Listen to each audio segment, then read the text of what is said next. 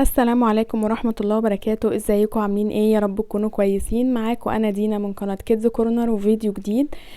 في البداية كده احب اقول لكل سنة وكل ام طيبة يا رب. ويلا بينا نعمل 3 افكار مميزين كده لعيد الام، سهلين وبساط وشكلهم تحفة زي ما انتوا شايفين. حبيت اوريه لكم في الاول ونبدأ الخطوات على طول مع بعض. انا جبت ورقة مقاس A4 عادي ورسمت عليها الشكل بتاع اللي هو اللي قصرية الزرع دي بالمسطرة عادي جدا. قصيتها بالطريقة دي، طبعا عملتها في ورقة خارجية علشان اظبط المقاسات وكده، مفضلش اشخبط وامسح وكده لحد ما ظبطت معايا وقصيتها بالطريقة دي. وبعدين جبت ورق اسمه ورق كرافت، حبيت اللون بتاعه علشان مدي اللون بتاع الطوب بتاع قصريات الزرع دي. لو مش متاح معاكي ممكن ورق كانسون عادي، هو زي ورق الكانسون بس مدي اللون البيج ده. رسمت الشكل كده وتنيتها 2 وقصيتها، خليت الاتصال من القاعدة وقصيتها بالطريقة دي. وبعدين رسمت شكل اللي يعني شكل مشابه لنقطة المية كده، سهل خالص وبسيط. رسمته برضو على الورقة وقصيته بالطريقة دي.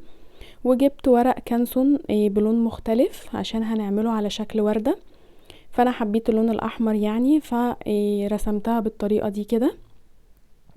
هعمل منها 9 وحدات بنفس الشكل بنفس المقاس بالظبط زي ما انتوا شايفين كده.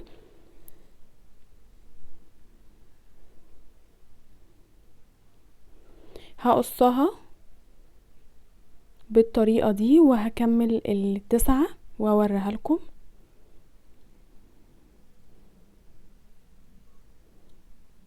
قصيت منها 9 اشكال زي ما انتوا شايفين كده، وهبدأ اتني بالطريقة دي. هقسمها نصين بالشكل ده كده،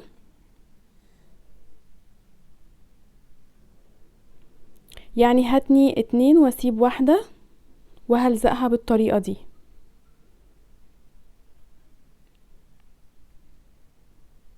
لزقتها من على الطرف بالشمع كده. طريقتها سهلة وبسيطة خالص. وبعدين جبت فوم لونه اخضر وقصيته شرايح، كان تقريبا العرض بتاعها حوالي سنتي، ولزقتها على اساس ان هو الفرع بتاع الوردة. حسيت ان هي طبعا انا مش عايزاها سايبة كده، انا عايزاها ماسكة نفسها وواقفة، فثبت ورا عصاية شيش طاووق. هعمل ال3 وردات بالطريقة دي كده ولزقتهم بالشكل ده. هاجي من على الطرف عايزة اخرم الورقة من هنا ومن هنا. جبت الخرامة بتاع الورق عادي، بظبط المقاس بتاعها. قصيت من هنا كده ومن هنا طبعا عشان اقفل الكارت. عملته بشريط ستان، طبعا مش هيفضل مفتوح بالطريقة دي يعني، او ممكن نعمله مثلا بلزق سكوتش او حاجة، بس انا حسيت ان شكل الستان هيبقى احلى يعني، والشكل بصراحة كان مطلوب مني بنفس الطريقة دي. عملت ستان احمر علشان يبقى ماشي مع الورد، ودخلته من هنا لهنا كده من ورا، وخليت الفلونكة من قدام. طبعا انتوا بتظبطوا الفلونكة عني، انا مش بعرف اظبطها خالص، عمالة بعمل محاولات مش ظابطة معايا. عايزة احط بقى شكل من بره. انا كنت طبعة الصور دي طباعة الوان، جمعت مجموعة كده وظبطتهم في ورقة واحدة علشان يبقى المقاس مناسب. اخترت الشكل اللي عليه الوردة بما ان دي قصرية زرع وطالع منها ورد وكده. جت الكلمة دي معايا كلمة ماما، والخلفية بتاعها وردة برضو فرعها اخضر وهي لونها احمر، فحسيت ان هي هتمشي اكتر يعني. بقصها بالطريقة دي كده وهلزقها على الوش بالصمغ عادي يعني. بلاش في شغل الورق نستخدم الشمع. الفوم تمام نستخدم شمع، انما الورق بنستخدم الصمغ علشان ما يكشكش معانا يعني. ده كان شكله تحفة بصراحة. يلا بينا نشوف الفكرة التانية على طول. انا عملت ورقة كده تنتها زي الكراسة، يعني 2 مجوز وتنتهم عادي كده.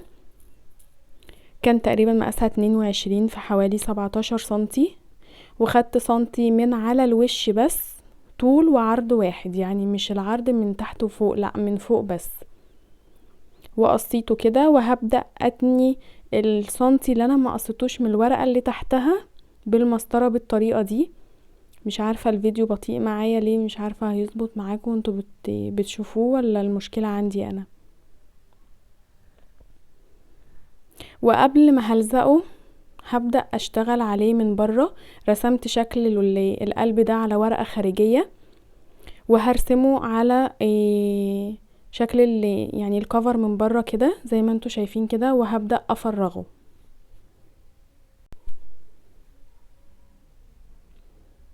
اهو، بفرغه بالمقص زي ما انتوا شايفين.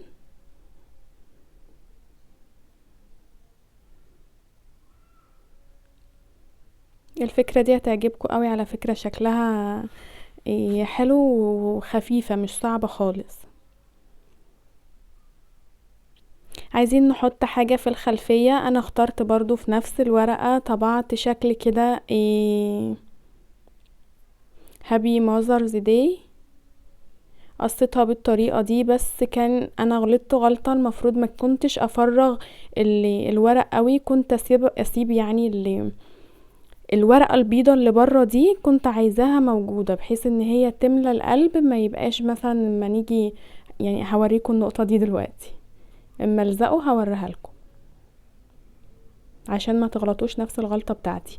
اهو الحتة اللي هي مقصوصة دي، الجزء الابيض ده كان المفروض يبقى كبير، تبقى الصفحة مليانة ابيض يعني ابيض سادة، والقلب موجود في النص.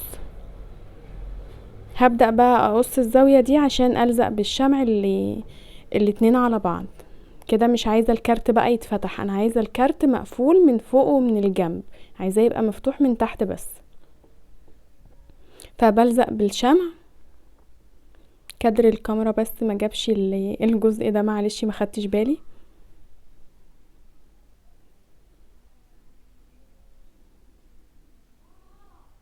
اهو شايفين.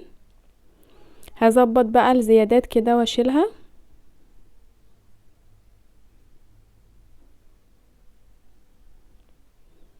ده شكله.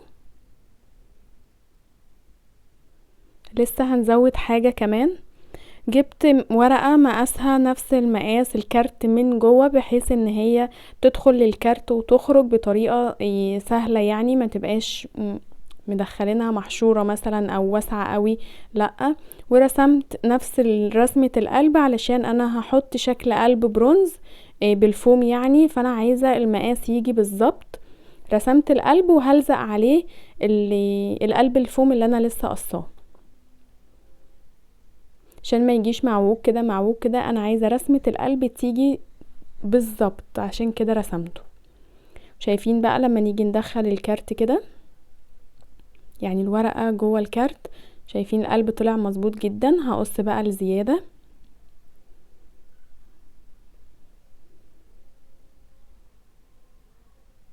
عايزين بقى ندخل الورقة دي ونخرجها بطريقة سهلة. استنوا هنعمل خطوة كمان. هنزينه من بره. اخترت الكلمة اللي مكتوب عليها love you mom،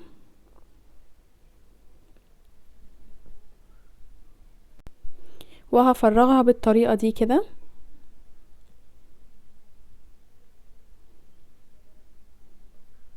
وهلزقها على الكارت من تحت كده عند القلب من الشمال. كل ده طبعا بالصمغ. وبعدين رسمت قلب صغير كده،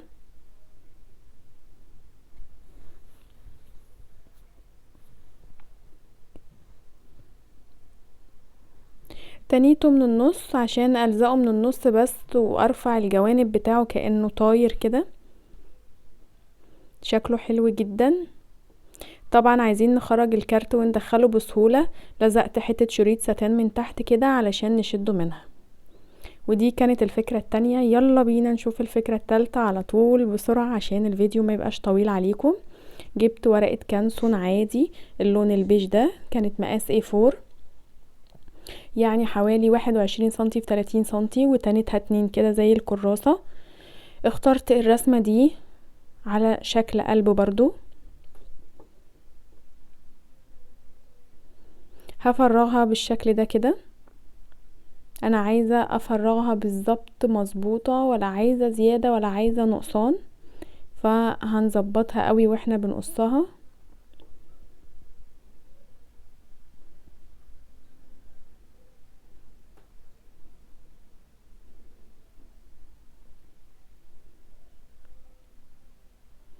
اهو بالطريقة دي. عملت قلب على ورقة خارجية كده بنفس المساحة بالتقريب مش بالظبط، وهرسمها على الزاوية بتاع الكارت من فوق كده، وهفرغها زي ما فرغت الكارت اللي قبلها. طبعا انتي ممكن تفرغيها بالقطر لو حابة، بس انا بحب بصراحة افرغ بالمقص افضل، لان ده كيرف كده دوران اللي القطر عمره ما هيظبطها معاكي، يعني مش هتطلع معاكي مظبوطه. فرغتها بالطريقه دي كده، وهلزق الشكل اللي انا قصيته على القلب من تحت. بحاول اظبط المقاس اهو،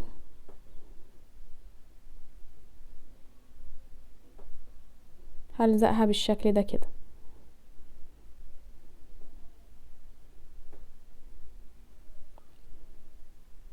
هنزين بقى من بره، طبعا من جوه طبعا هيبقى الكتابة او الاهداء اللي احنا هنكتبه يعني.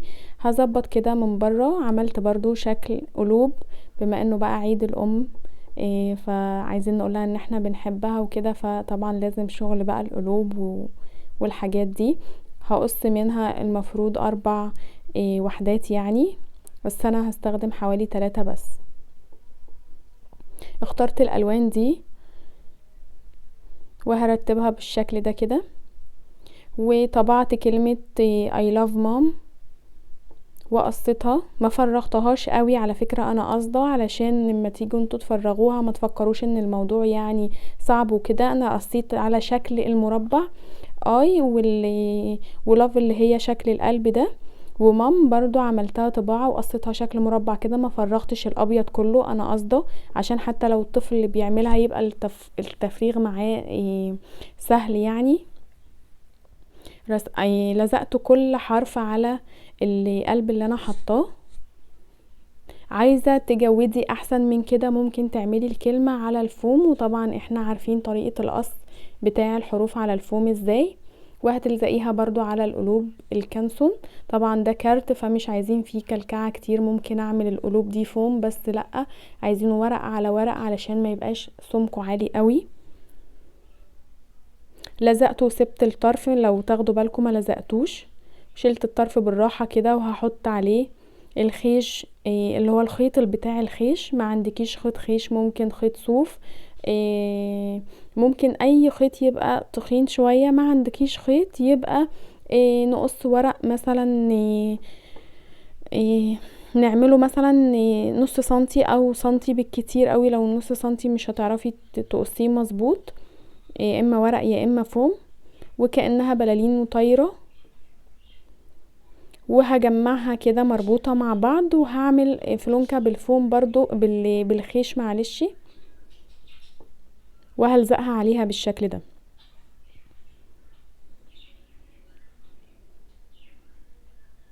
سبت الخيط طويل شوية، حسيت شكله احلى يعني. ما قصيتوش على طرف الكارت بالظبط، لا انا خليته نازل شوية وعملت الفلونكة دي. سبحان الله ظبطت معايا المرة دي بالخيط عن الستان. مش حرمكم من حاجة اهو.